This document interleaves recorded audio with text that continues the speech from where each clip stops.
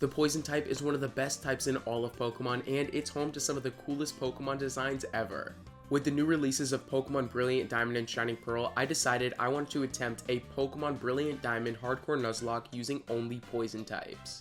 If you don't know the rules to a Nuzlocke, I'm going to be putting them on the screen right now, and they're going to be in the description down below if you need to read them, and with that being said, let's talk about poison types.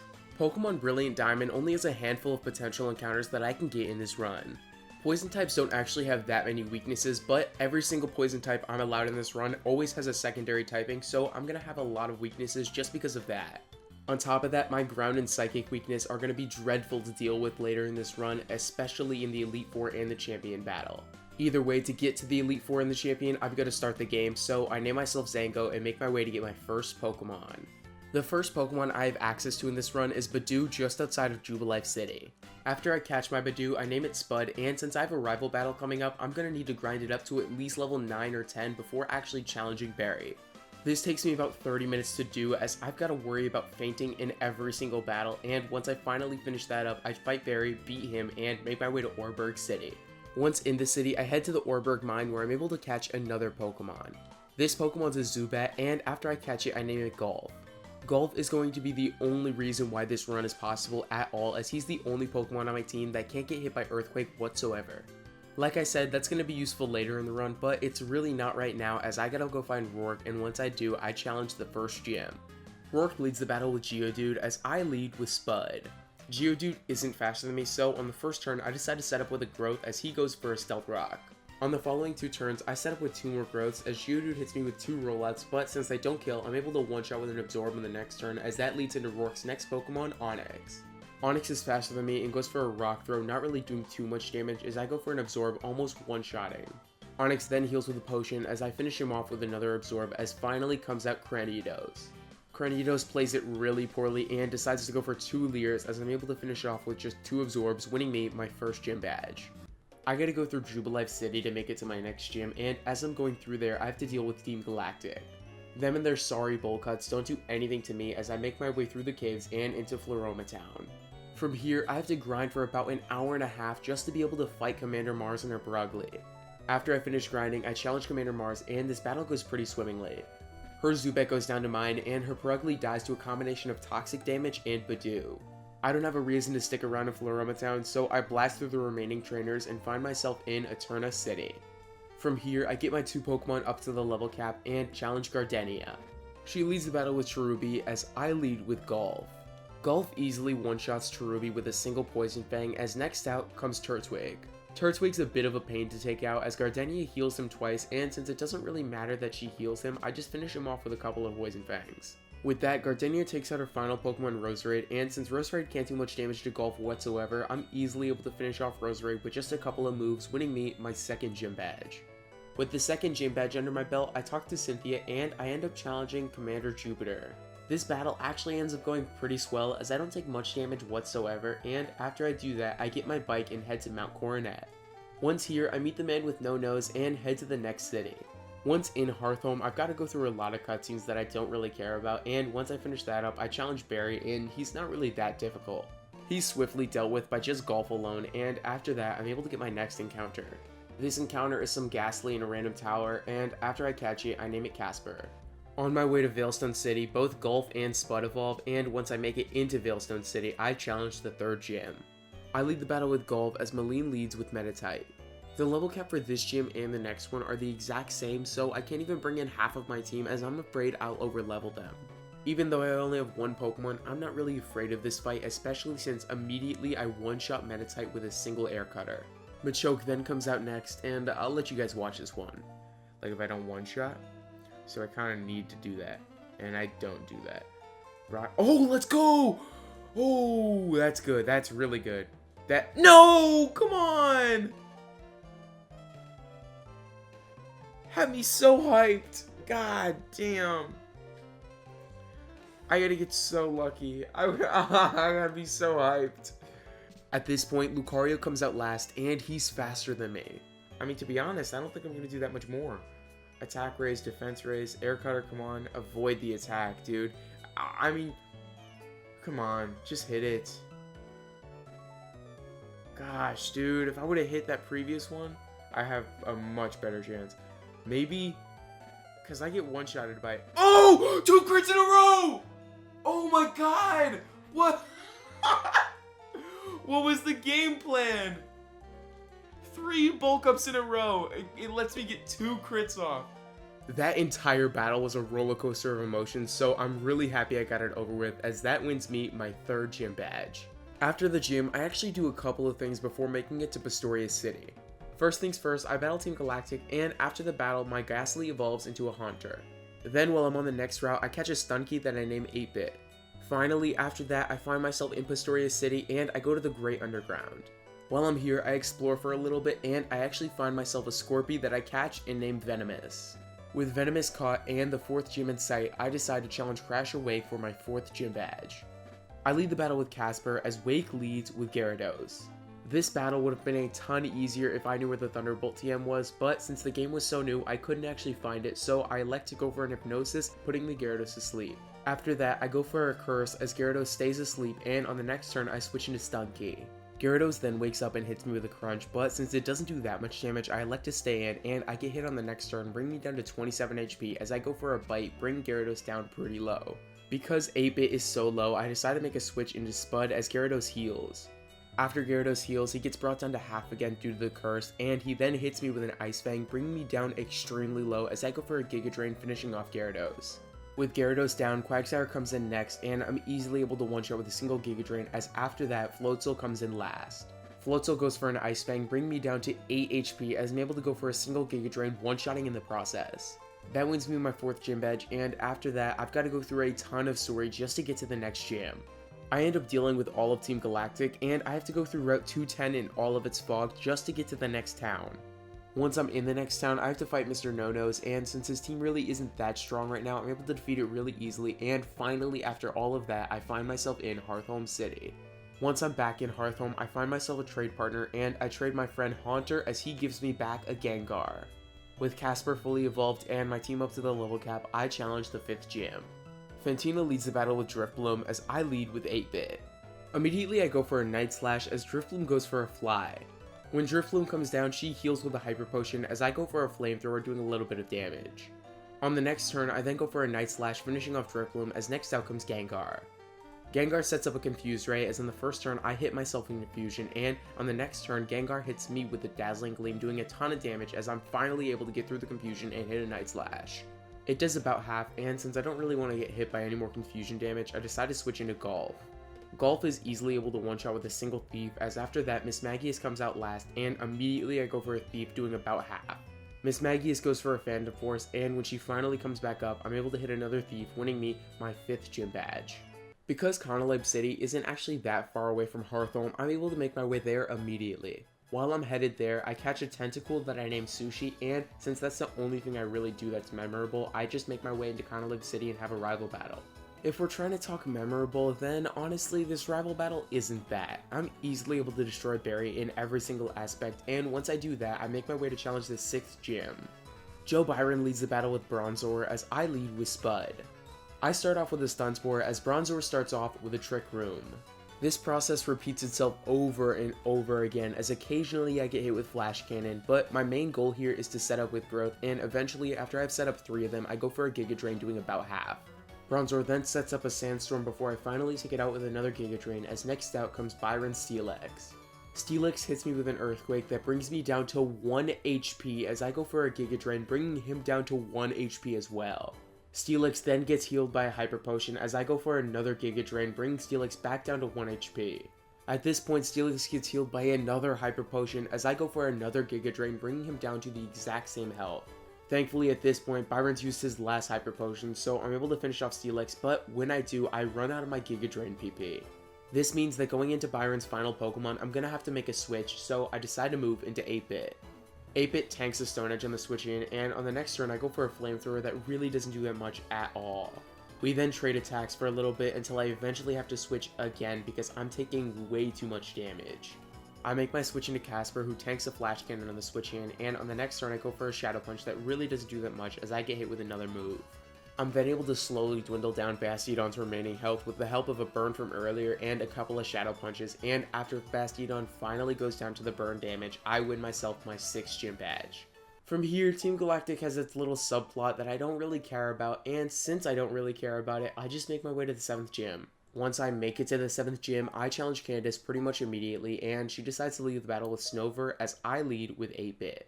I'm obviously easily able to one-shot with a single flamethrower, as next out comes Sneasel. Sneasel sets up with a Hone Claws as I hit a flamethrower doing a lot of damage. Sneasel then goes for a dig, and since I got my Crobat over the level cap coming to the gym, I can't use him in this battle, so I'm forced to tank it with 8-bit. Thankfully, it doesn't kill me as I'm able to finish off Sneasel with another flamethrower, as next out comes Medicham.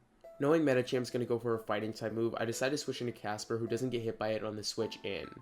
On the next turn, I then go for a Shadow Ball, doing a lot of damage to Medicham as I get hit with an Ice Punch, bringing me down to 46 HP.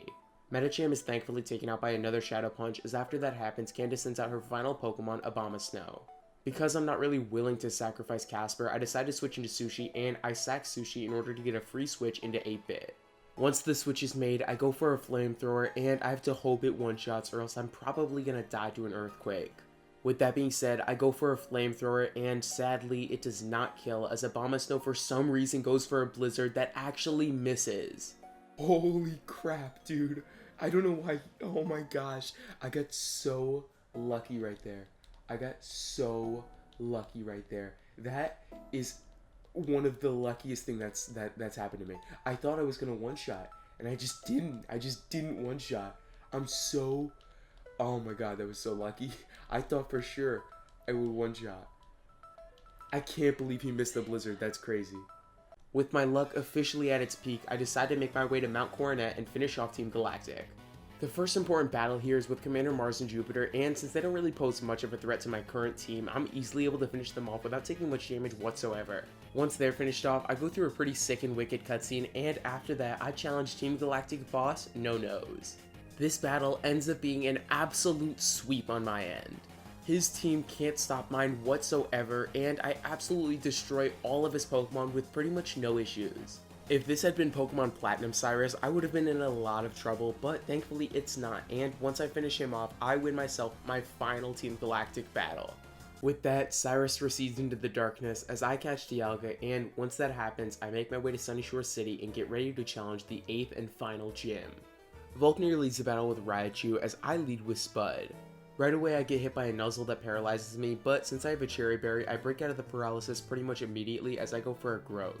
I then get hit by a Volt Switch, switching Raichu out for Ambipom, and I set up with another Growth. Ambipom hits me with a Fake Out, flinching me in the process, as in the next turn I get hit by a Thunderbolt, really not doing that much damage as I go for a Giga Drain, one-shotting Ambipom in the process. Octillery comes in next, and since he can barely do any damage to me, I decide to set up one more Growth before eventually going for a Giga Drain, finishing off Octillery with a one-shot. With Octillery down and my special attack at +3, I'm easily able to sweep the rest of Volkner's team, winning me my 8th and final gym badge of this run. At this point, with the game pretty much finished, I make my way to Victory Road, fly through that place, and I find myself in the Pokemon League. Once I'm here, I catch myself a Krogunk that I named Gunk, and after this, I grind up my team and get ready to challenge the final battles of this run. The first battle I have to get through is with Barry. Most of my team is 10 levels above his, so this battle isn't difficult whatsoever, and when I'm finally finished up with that, I challenge Aaron in my first Elite Four battle. He leads the battle with Dusknox as I lead with 8-bit. Immediately I go for a Flamethrower, doing about half as Dusknox hits me with a Bug Buzz, not doing much damage. Because Dusknox has Black Sludge, he heals enough on the next turn so that I can't one-shot with another Flamethrower as he decides to go for another Bug Buzz. Aaron heals with a Floor Store as I go for another Flamethrower, doing about half once more. The same process occurs where Dusknox gets brought down to 1 HP, but this time Aaron doesn't heal again, so I'm easily able to finish him off with another Flamethrower. With Dusknox down, Heracross comes in next, and since Heracross is Earthquake, I decide to make a switch into Crobat. Crobat avoids the Earthquake on the switch in, and on the next turn I go for a Fly, and when I finally come down, I one-shot Heracross in the process. With that, Beautyfly comes in next, and I bring him really low with a Cross Poison, bring him down to the heal range, as in the next turn he heals, and I go for another Cross Poison. Thankfully, even after a Quiver Dance, I'm still able to outspeed and finish off Beautyfly with just another Cross Poison, as after that, Veselquin comes out next. Right away I go for a Cross Poison, hoping to poison, but sadly I'm not able to as Veselquin goes for a Defense Order. Trying to get another poison off, I go for another cross poison, and it sadly does not poison once again as Vespiquen eats her citrus berry. Vespiquen is extremely annoying to take out as I've got to use a ton of moves just to get through those defense orders, and thankfully after I do that, that leads in Aaron's final Pokemon, Drapion.